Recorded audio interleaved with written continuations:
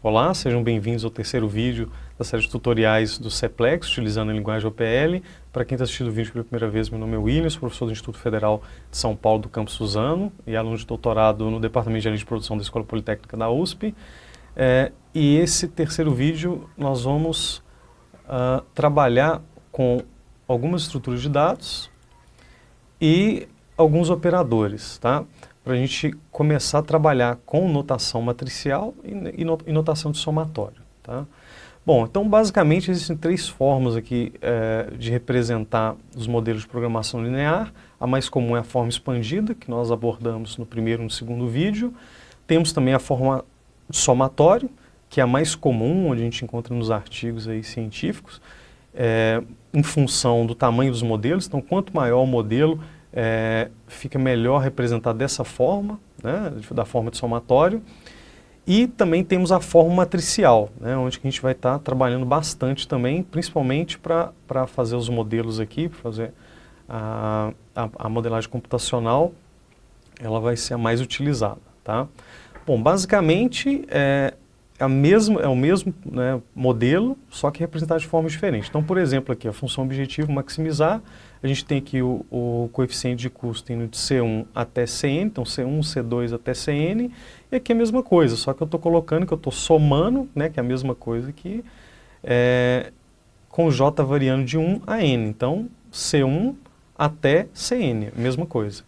E as variáveis de decisão estão indo x1 até xn, então x1, quando J for um x1 até xn, né? E aqui a mesma coisa, eu tenho os coeficientes aqui tecnológicos, né? Um vetor, os coeficientes tecnológicos, que a gente vai ver aqui, na verdade é uma matriz com os coeficientes tecnológicos, e aqui a mesma forma. Então, por exemplo, a representação aqui na forma de somatório, eu coloco aqui para todo i indo de 1 a n, então, por exemplo, quando o i for 1, que é a linha 1, né, eu fixo aqui o i na linha 1, o j vai ir de 1 a n. Então, aqui, ó, linha 1, o j vai ser 1, depois o j2 até o jcn, né?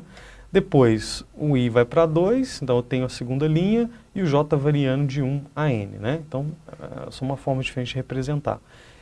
E aqui, representando a forma matricial, eu tenho o coeficiente de custos, né, que é C1 até Cn, tenho a matriz aqui com os coeficientes tecnológicos, tenho aqui um vetor, né, coluna com as variáveis de decisão, e tenho um vetor coluna aqui também do lado direito, geralmente são os limites aí das restrições, né.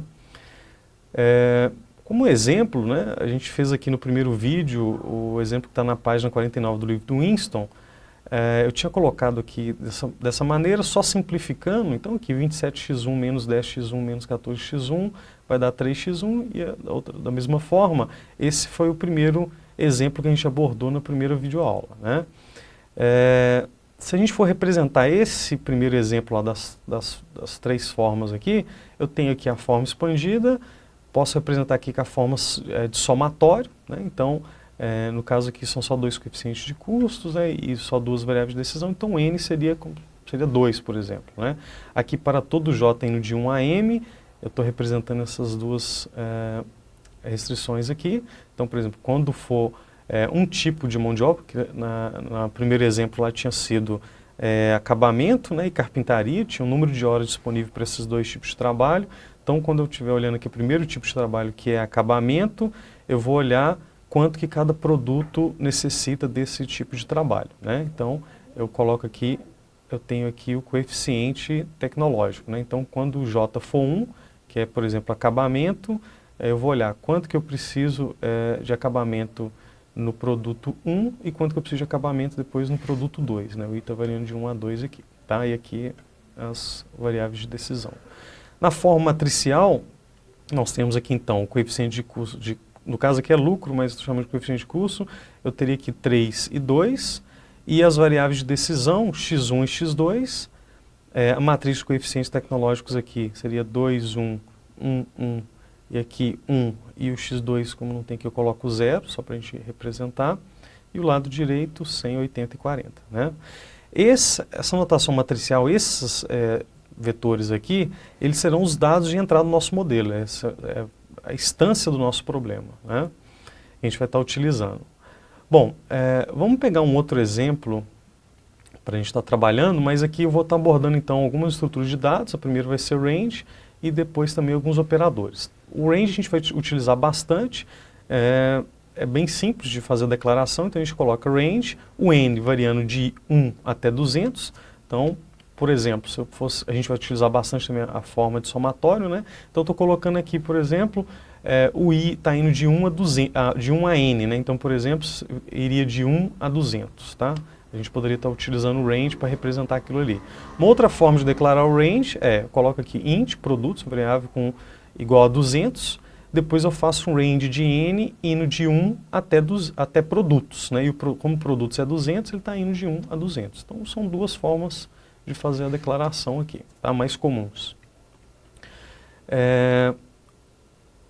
Outras duas estruturas aqui que a gente vai utilizar bastante vão ser as strings e os vetores, tá? E as matrizes, né, que é um conjunto de vetores. Então, pegando aqui a forma matricial, pegando um problema aí que está no manual da IBM, na página 13, onde a gente tem dois produtos, né, gás e cloreto. Então, eu declarei que é uma string, chamei de produtos, né, são dois produtos, tá?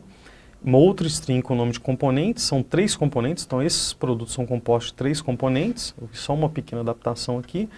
E aí eu vou declarar, por exemplo, aqui, estoque, né? Então, float, porque estoque não necessariamente precisa ser inteiro, então coloquei float, estoque entre colchetes aqui, componentes, né? Como componentes tem dimensão de 3, é como se esse vetor também vai ser de dimensão de 3. Então, estoque como se tivesse um 3 aqui, tá?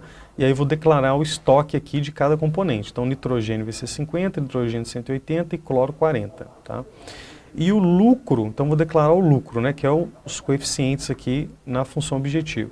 Então, lucro de produtos. Como produtos tem dimensão 2, é como se tivesse, então, um vetor de duas posições. Lucro como se fosse 2, né? Então, o lucro do primeiro produto é 30 e do segundo produto 40. Aqui a gente está declarando já uma matriz. Então, por exemplo, demanda, né? Estou criando aqui uma demanda do componente em relação aos produtos. Então, como eu coloquei componente aqui primeiro, quando eu coloco essa vírgula aqui, eu estou separando cada componente. Então, aqui é o componente 1, componente 2, componente 3. Né? Então, essa parte aqui vai ser sobre o nitrogênio, essa parte sobre o hidrogênio, essa parte sobre o cloro, tá? E aí os produtos vão estar representando dentro desses colchetes aqui. Então aqui a gente coloca entre chave e aqui entre colchetes, né? Então aqui, ó, componente 1, que é o nitrogênio. Quanto que o gás consome de nitrogênio, quanto que o cloreto consome de nitrogênio. Aqui é o componente 2, né? Então quanto que o gás consome de hidrogênio e quanto que o cloreto consome de hidrogênio, tá? E assim sucessivamente. Aqui a gente declara o devar, né? São as variáveis de decisão, chamei de produção de produto, como produto tem duas posições, então vão ser produção como se fosse duas variáveis de decisão, tá? Bom, esses operadores aqui a gente vai estar utilizando bastante também, que é o operador soma e for all, né? Só para a gente ver como a gente faz a declaração. Então, geralmente na função objetiva a gente usa só soma, a gente não usa o for all, tá? Geralmente mais nas variáveis nas restrições, né? Então, aqui na função objetiva, olha, eu quero maximizar o lucro, né? Então, eu estou somando. Se a gente pegasse lá, se a gente tivesse feito na notação de somatório, né? Como se tivesse o símbolo de soma, então estou somando P em produtos. Esse P aqui você pode colocar qualquer letra que você quiser, mas eu estou somando aqui todos os produtos. Então, olha só, primeiro vai ser o gás, depois o cloreto. Então, como se fosse 2, né? Então, P vai ser 1, depois o P vai ser 2. Então, estou somando P em produtos, né, nessa string aqui, e aí eu estou fazendo o quê? O lucro, né, que é o lucro, por exemplo, quando o P for 1, estou pegando o lucro do produto 1, que é 30, vezes a produção, quer dizer, quanto que eu vou fabricar desse produto 1, tá? Que é o gás. Então, essa aqui é a variável de decisão. Depois o P vai ser 2, qual que é o lucro do produto 2, vezes a produção do produto 2, tá? Então, a gente declarou aqui o somatório. Agora vamos ver aqui o for all nas restrições. Então, subject to, né, abro chave. Então é o seguinte, olha, para todo for all, para todo C em componentes, o C normalmente poderia ter colocado outra letra, simplesmente ele está variando aqui, pegando componente, vai ser, por exemplo, 1, depois o 2, depois o 3. Então ele vai estar variando, a gente está fazendo um laço, né? Então, Quando o componente for 1, por exemplo, vai ser o nitrogênio. Então, quando for o nitrogênio, eu vou fazer um somatório agora, então, for all. Agora eu vou fazer um somatório nos produtos, quanto que eu gasto desse componente, né? Então, aqui, ó, demanda do produto, né? Então, aqui o P do produto, do componente pelo produto, talvez a produção, né? Do produto 1, por exemplo, tem que ser menor ou igual ao estoque desse componente. Então, lembre que o componente vai ficar fixo, vai ser o componente 1, que é nitrogênio, e aí a demanda do produto, primeiro vai ser o gás, depois aqui vai passar para 2, que vai ser o cloreto, né? Vezes a quantidade produzida desses dois produtos tem que ser menor ou igual ao estoque desse primeiro componente aqui, que está fixo, que é o nitrogênio. Depois que ele fizer esse laço, o C vai para 2, né, que é o componente 2, que é hidrogênio, e aqui a gente volta a fazer o somatório. Então, quanto que eu preciso do hidrogênio, produto 1, tá? Depois aqui vai para 2, produto 2, tem que ser menor ou igual ao estoque do hidrogênio, que está aqui, tá bom? Então, essa é a forma da gente representar o modelo aí, utilizando notação matricial e também a forma de somatório, né? Aqui eu acho que está mais similar, vamos dizer assim, a forma de somatório, mas aqui para declarar os dados, a gente pegando lá os vetores, né, da forma matricial, fica mais fácil a gente inserir os dados, tá? Então, no próximo vídeo eu vou dar um exemplo aí de transporte, fica mais claro. E também vocês podem fazer um exercício pegando o primeiro exemplo lá do Winston, que a gente deu na primeira videoaula, e tentando representar nessa forma. Tá? Bom, espero que o vídeo tenha sido útil. Como eu disse, né, o objetivo desses tutoriais aqui é aprendermos juntos, então se tiver algum erro, manda um comentário que a gente corrige, a gente faz uma regravação. E se gostaram do vídeo, né, não deixa de dar um like para a gente continuar gravando também, tá? Então, muito obrigado, até a próxima.